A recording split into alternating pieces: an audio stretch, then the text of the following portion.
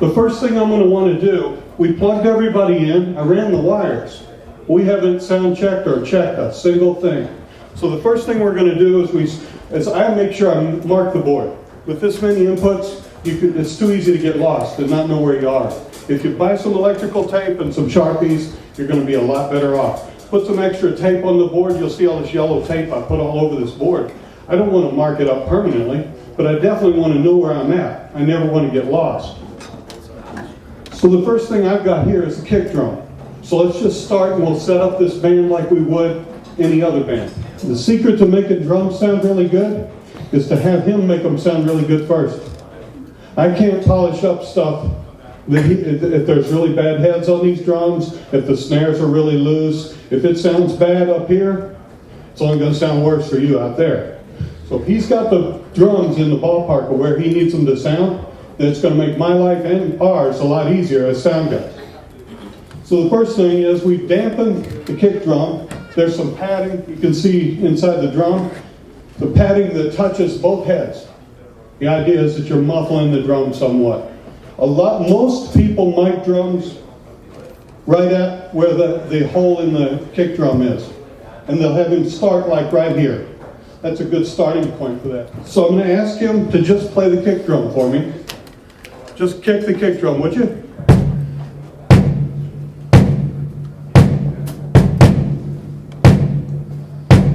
And I'm going to start to get a setting. I'm going to set my head amp, or the first control on the mixer, to get a good sound, a good level.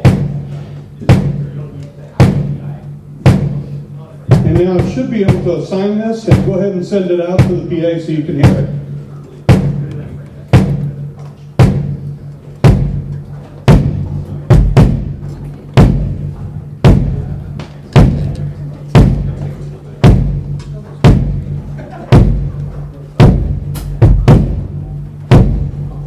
Okay, stop.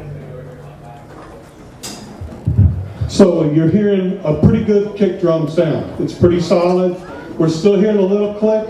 Maybe I want to hear a little bit more of that click, that attack, that beater, hitting that head. So if I wanted to do that, I would just adjust this mic so it wasn't directly in this hole, but just off axis of it. Just like so. It's just slightly off axis. Now have him kick that drum again, play it at the same levels if you would, and then see what you think of this sound.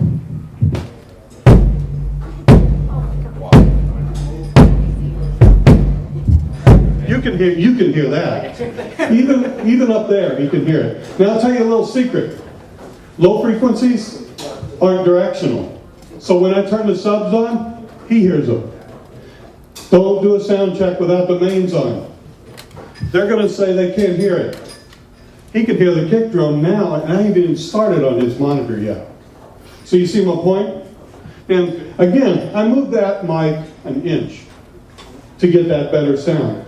Now, it's my job now to make sure that that mic doesn't move when he gets down off the kit. I got to make sure he doesn't change it. But that's a good sound, and we got a pretty good sound for that kick drum. And I haven't even touched the EQ on the system yet. All right, so now the next thing on my drum kit, I usually set it up so it's kick snare. So the very next thing will be a snare. So I'm going to turn off the kick drum, and I'm going to work on the snare. Now do the same thing. I'm going to ask him to play at his normal level, and I'm going to set that level. Go ahead and play.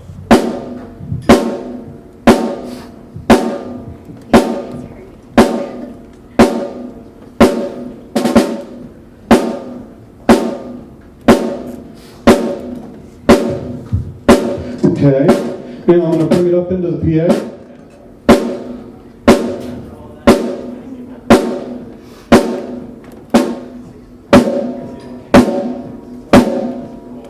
A little ringing, but it's there, right? Okay, you can stop.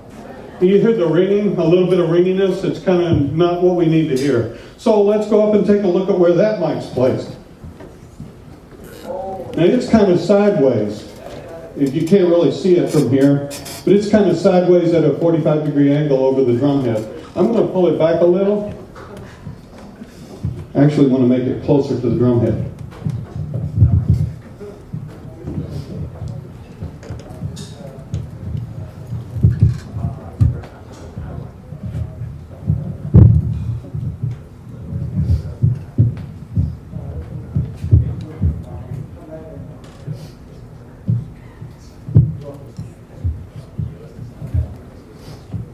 Told you guys would be bored. Okay. Is that in your way? The whole time I'm doing this kind of stuff, it's important too that I talk to the guys and make sure that, what we're doing is not going to bother them. We don't want a mic where they're going to hit it, and you certainly don't want to cramp his style of hitting it. So try it now. Maybe a little bit, almost directly on axis instead of off axis. So now we're getting a little better sound. You want to go ahead and put the snare up? There you go. That's good. Okay, so that's a good basic sound for a start for this snare drum. Now we'll go on, and the next thing's a hat. We have a separate mic for the hi-hat. So we'll do the same thing. To set a level, I'm just going to have you play on the hi-hat at your normal level.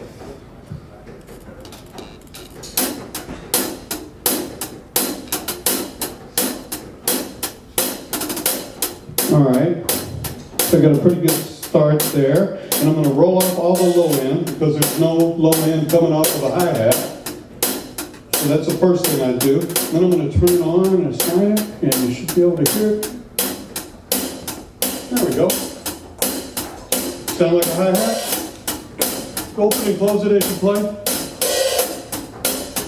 It's pretty real sounding. Okay, that's a good sense. Good. All right. Next, we'll do the first rack tom, that one closest. Let's go ahead and take those mics and turn them a little bit more directly head on. Are these going to be in your way? Not up here at the cymbals? You cool with that? Okay. I should tell you guys, I've never worked with these guys. Being a sound man all the time for the same band, you get used to not doing this. It's important to do this. Treat them like they're humans. Act like you're part of their group. It's important that they know I'm working to get them the best sound we can get together.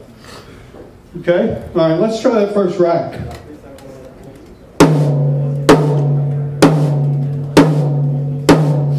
All right, that's a pretty good level.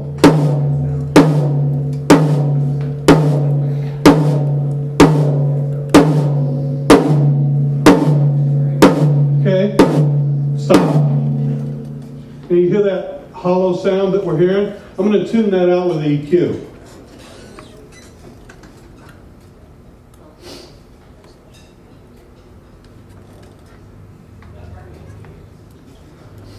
It's hard to mix sideways. All right, you want to try that rack one more time?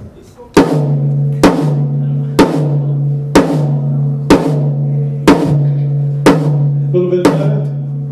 Okay, thank you. Toms are known to be ringy. You hear them, that aftertone, that and that's real helpful for us to get us extra feedback later. So we don't want that. So we're going to try to muffle these as best we can. These are pretty live toms. They have a lot of sustain built in them.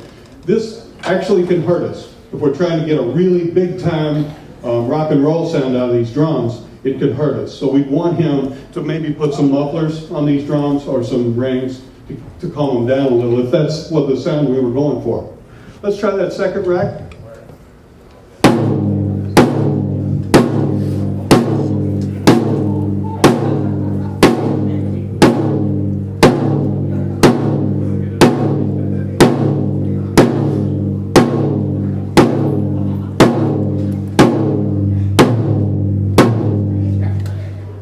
That one's even worse. We're getting it down real low, maybe at 150 or so cycles. Audio guys talk in terms of cycles. Musicians talk in terms of notes. So this is like down in that bottom octave. But it's funny, it seems like all rooms want a ring in this area.